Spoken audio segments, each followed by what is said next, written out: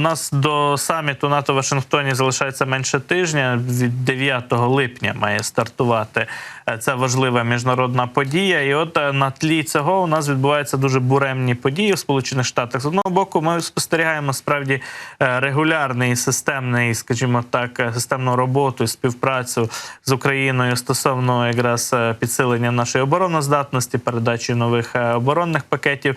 Однак у Сполучених Штатах всередині країни в політичному сенсі турбулентна пора. Вирішується, чи Джозеф Байден буде далі продовжувати змагатися з Дональдом Трампом за позицію президента США. Трамп всіляко про НАТО згадує у різний спосіб в своїх промовах і виступах і наполягає на тому, що європейським членам НАТО слід змінити свій підхід до участі в альянсі і, власне, до фінансування альянсу. Як вся ця внутрішньоамериканська історія, президентські вибори, так, і їхні перипетії, на вашу думку, чи можуть вони позначитися на саміті НАТО, на позиціях, заявах учасників? Ну, дивіться, по-перше, сьогодні у США День Незалежності, у них національне свято. Так, дійсно, вони готуються до саміту НАТО, і саме тому за українським часом вчора вечором, а в Америці, сьогодні вночі, в Америці це був вечір, Байден зустрівся з деякими губернаторами штатів, демократами, і своїй команді він подзвонив і офіційно заявив, що він таки буде балотуватися, незважаючи ні на що, і він не збирається знімати свою кандидатуру. Тобто Байден далі продовжує виборчу кампанію. Ну і між двома цими кандидатами Україна ніколи не втручається в внутрішні справи США, але, безумовно, у України є свої національні інтереси, і в національних інтересах України, щоб переміг точно Байден і точно не Трамп у даному випадку, при цьому дуеті, який на сьогоднішній день вимальовується. Тому що Трамп є якраз противником України, він повний союзник, як і Сі Цзіньпінь, Росії. Він допомагає Росії виграти війну проти України. В обмін за це Росія, Путін допомагає Трампу прийти до влади, знищити Байдена, не дати йому перемогти на цей вибори. І цим зараз займається вся російська кіберпростір, вся його агентура в Сполучених Штатах Америки. Стосовно саміту, ну саміт має бути бенефісом виключно Байдена, бенефісом НАТО, 75-та річниця. Байден хоче використати цей саміт, і так планувалося, і що саме напередодні виборчої кампанії будуть в іпостасі і президента США діючого, і голови держави, яка приймає саміт НАТО, і як кандидат у президенти, Байден хоче цей саміт, присвячений 75-й річниці, зробити своїм піар-ходом, своїй передвиборчій кампанії, показати, що він є самий потужний. Ну, так воно і є, по суті, і номінально, і фактично держави, супердержави, яка стоїть на чолі всіх союзників. Байдену вдалося сформувати коаліцію союзників навколо США для підтримки Україні в цій війні. Уже 2,5 роки він це робить, і в тій чи іншій степені, ну, воно більш-менш успішно, скажімо так, наперекор тому, що могло би бути, якби президентом був, скажімо, Трамп. І ми повинні це цінити і розуміти. Що стосовно самого саміту, ну, там нічого не буде сенсаційного для України. Безумовно, поки не завершиться гаряча фаза війни, Україні ніякі запрошення давати не будуть. І це якби аксіома для саміту і для всіх членів альянсу. Там слово запрошення взагалі заборонено вживати, і в усіх резолюціях, яких буде вживатися будь-яка філологічна річ, типа моста, який приведе Україну в НАТО, міст, по якому Україна перейде в НАТО і так далі. В різні інтерпретації філологічні. Але самого запрошення не буде, безумовно. Україні нададуть максимально все, що може дати. До саміту має бути вже Україна мати і F-16, і мати засоби ППО для прикриття аеродромів, на яких будуть базуватися F-16 для прикриття великих міст України, які страждають від постійних ракетних і бомбових ударів. Ну, це, зокрема, скажімо, десь Харків, Одеса, Дніпро, Запоріжжя, які найбільше страждають на сьогоднішній день. Ну, Київ посилять, напевно. Нададуть нам все, що тільки можна надати зброї, але в той же час ми читаємо в засобах масової інформації сьогодні, що Україна готує декілька нових бригад бригад і йде підготовка наших військових, які служать в цих бригадах. Але найбільша проблема, з якою стикається Україна, це відсутність озброєння і важкої техніки в цих бригадах. Безумовно, це дивно, що Рамштайн об'єднує понад 50 країн, йде Вашингтонський саміт, до якого залишилося буквально 5 днів, а Україна ще далі відчуває гострий дефіцит бронетехніки, важкої техніки, озброєння, зброї різних калібрів, забезпечення. Це при тому, що Америка виділила 61 мільярд доларів, і вчора стало відомо, Альянс погодив, що країни ЄС, точніше, що Україні буде виділено 40 мільярдів євро в 2025 році, що складає 43 мільярда доларів для підтримки України в збройній війні. У випадку, навіть якщо в США переможе Трамп, то Україна буде мати гарантоване фінансування на наступний рік ведення військових дій. Ну, в загальному самий саміт для України, окрім прийому в НАТО, є позитивний. Нам все дадуть, ні в чому не відмовлять. Резолюція буде більш-менш оптимістична, але вона не буде пов'язана з прямим вступом от уже або запрошенням, безумовно, до завершення війни і виконання Україною своє домашнє завдання, в тім числі боротьби з корупцією, тотальної боротьби з корупцією. Це ключова проблема, яка є в Україні, про яку говорять всі американські, європейські, натівські вищі політичні діячі, і тому нам треба щось з цим робити. Пане Юрію, от ви згадали дійсно про ці публікації, які, зокрема, і там західні аналітичні центри поширюють стосовно браку, нестачі забезпечення, збройного забезпечення новостворених підрозділів, бригад, які Україна зараз збирає і готує. І тут, зрештою, президент Зеленський інтерв'ю Bloomberg говорив нещодавно, буквально вчора було свіже інтерв'ю оприлюднене, що зараз українське військо перебуває в значно кращому положенні щодо живої сили, ніж кілька місяців тому. Ну, у нас все-таки розгорнулася, зрештою, мобілізація, але є дійсно багато питань стосовно забезпечення цих новостворених бригад і темпів надходження і техніки, і різноманітного озброєння. Чому так відбувається? Адже ніби дійсно і формат Рамштайну працює, і американські оборонні пакети почали надходити. В чому може бути заковика? Чи це просто проблема, скажімо так, оборонного комплексу і виробництва цієї зброї на Заході, яка не встигає за темпами цієї війни, чи є якісь інші бюрократичні перепони? Пане Андрій, дивіться, тут два питання, по внутрішні питання. Ну, коли наші військові потребують по 800, по 1000 скоб для того, щоб будувати свої оборонні позиції, бліндажі, окопи, облаштовувати і так далі, їм потрібні самі звичайні металічні скоби, які роблять там з металічного прута або арматури. В Україні в Укроборонпромі понад 100 військових підприємств ВПК, в яких працюють задіяні і утримали бронь сотні тисяч робітників. Ну, десятки тисяч це мінімум. Ну, невже елементарні скоби Україна не годна виготовити? От в мене це питання до внутрішніх питань.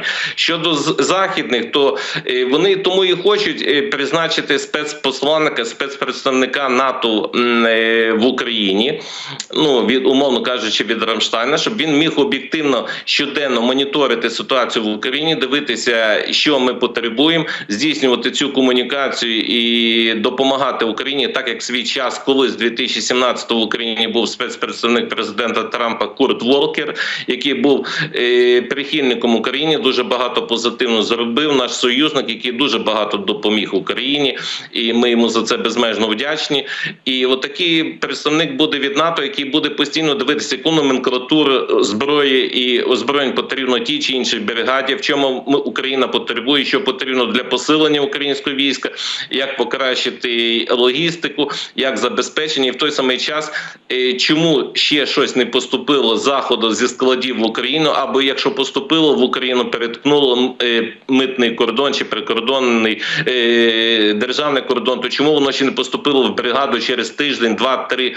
Чому на території України знаходиться та чи інша номенклатура, а вона не є в військах? Оцим всім він буде займатися, і таких головний цей представник цивільна людина буде типа Курт Волкера, а взагалі буде штат, і він вже є сформований натівцями близько 200 спеціалістів, які будуть здійснювати ревізію надходження зброї, витрачання західної зброї в військових частинах, конкретних бригадах, там батальйонах і так далі, родів військ, там в авіації, в ППО і в сухопутних військах, щоб зрозуміти, куди дівається ця військова зброя, щоб потім не було ніяких обвинувачень України, що ми розпродуємо на різним терористичним організаціям, як Росія намагалася поширити фейк, що Україна продає зброю американську і західну Хамасу, який обстрілював Ізраїль. Ви це чудово пам'ятаєте, щоб всі ці брехливі наклепи Росії гібридної дезінформаційної війни не було втілювалося вони в життя, то потрібно, щоб хтось їх спростував належним чином, кому на Заході довіряють, і журналісти могли це перевірити.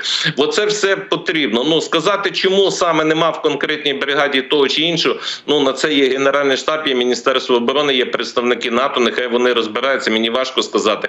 Ну, я думаю, що зараз іде величезним потоком зброї. Я не думаю, що нам щось затримує саме Захід. Треба розбиратися швидше всього на території України, чому це відбувається, і завдяки кому в лапках це відбувається, і хто несе за це персональну відповідальність, що в окремих військових частинах, підрозділах немає самого елементарного, необхідного, що би повинно було бути. Ну, я не знаю ні одного випадку, щоб Міністерство оборони, наприклад, де працює штат людей, тисячі людей, закупило, скажімо, на Заході 1000 ескаваторів, міні-ескаваторів, 100 тисяч ескаваторів, 50 тисяч ескаваторів.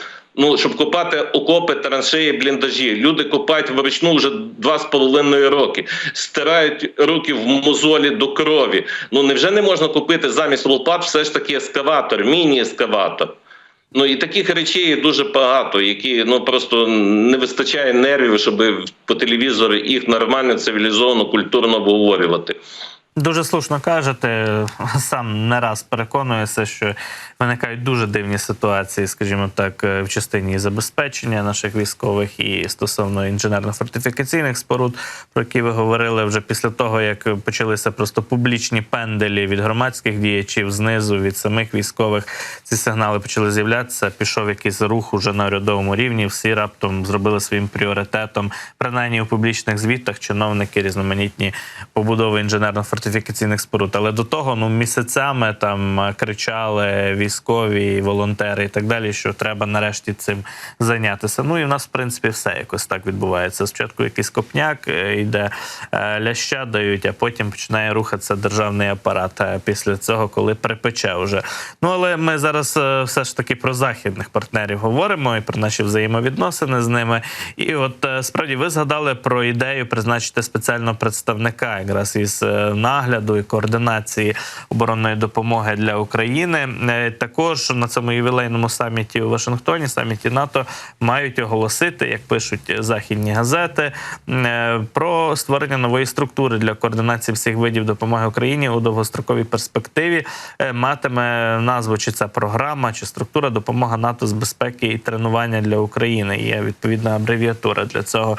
Отже, потрібно ще створювати дійсно якісь надбудови, добудови для того, аби покращити нашу координацію з Альянсом.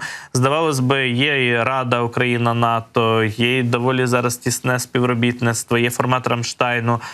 Чи ці, скажімо так, новоутвори, назвемо це так, які формують от зараз, чи планують сформувати, вони покращать нашу комунікацію, нашу співпрацю із Альянсом? Ну, воно, безумовно, щось покращиться, але це ніяк не впливає на інтеграцію України в НАТО. Воно сприяє цьому, безумовно. Воно не може ніяк вплинути, якщо немає політичної волі, скажімо, двох ключових гравців, президента США і канцлера Німеччини Шольца, які є на сьогоднішній день, на даний момент, абсолютно не сприймають ідею запрошення і вступу України в НАТО. Вони вважають, що Україна повністю не готова. Коли такий сигнал, такі меседжі йдуть від Байдена і від Шольца, то, безумовно, інші країни менш потужні, або такі вже, по суті, я образно скажу, нехай мене телеглядачі не засуджують, статисти в НАТО, які нічого не вирішують, вони просто є, безумовно, їхній ВВП маленький, самі вони маленькі, то вони на це дивляться і кажуть, якщо Байден не хоче, Шольц не хоче, то що нам надриватися? Найбільше хоче вступу України в НАТО, це Балтійські країни, це Польща, які є безпосередньо нашими східними сусідами, і партнерами, і союзниками, Румунія. Ну і дуже багато країн, все ж таки в цих країнах, як Словакія, вибачте, і Болгарія, як президент, саме президент, чи прем'єр Словакії і Угорщини дуже негативно відносяться до України, дуже низький рівень підтримки цих людей, вони ще більше шкодять в структурі НАТО.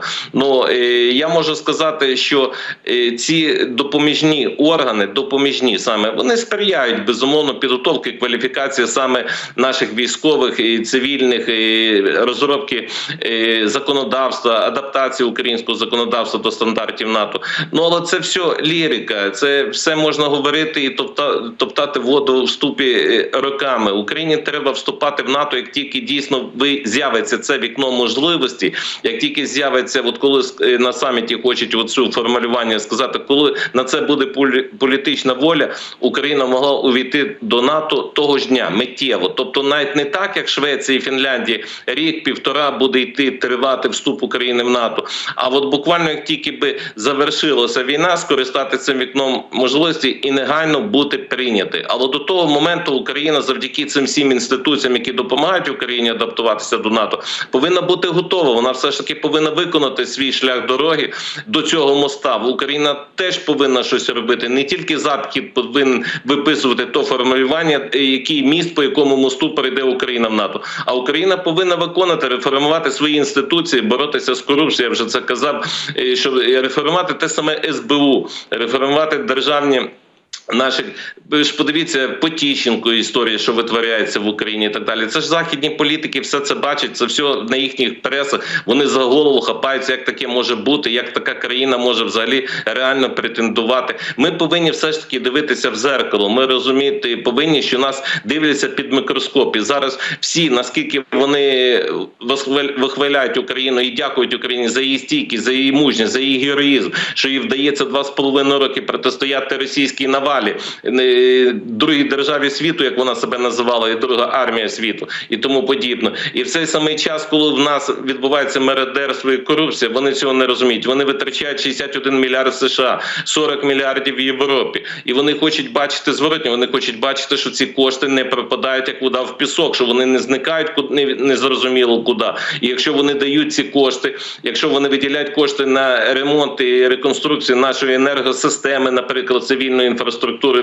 без якої Україна не зможе жити, без електроенергії, без відновлення станцій, а гроші діваються невідомо куди і яким чином, то вони на це дивуються. Чому ці гроші витрачаються на станції, які належать олігархам, а при тому, що Захід дає цю допомогу, Україні підвищують ще тариф в 2 рази.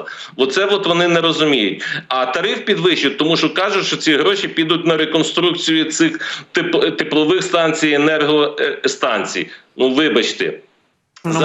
Ми тут вже перейшли трохи на інші інфраструктурні питання, але справді в стосунках, скажімо так, і в діалозі з нашими західними партнерами усе має значення. І, звичайно, на енергетику теж звертають увагу. Про рішення щодо енергетики, які лунали з боку президента Зеленського, поговоримо вже детальніше трохи згодом, наступну ефірну годину. Але, пане Юрію, дякую вам дуже за цю розмову і за ваші коментарі. Юрій Романюк був разом із нами.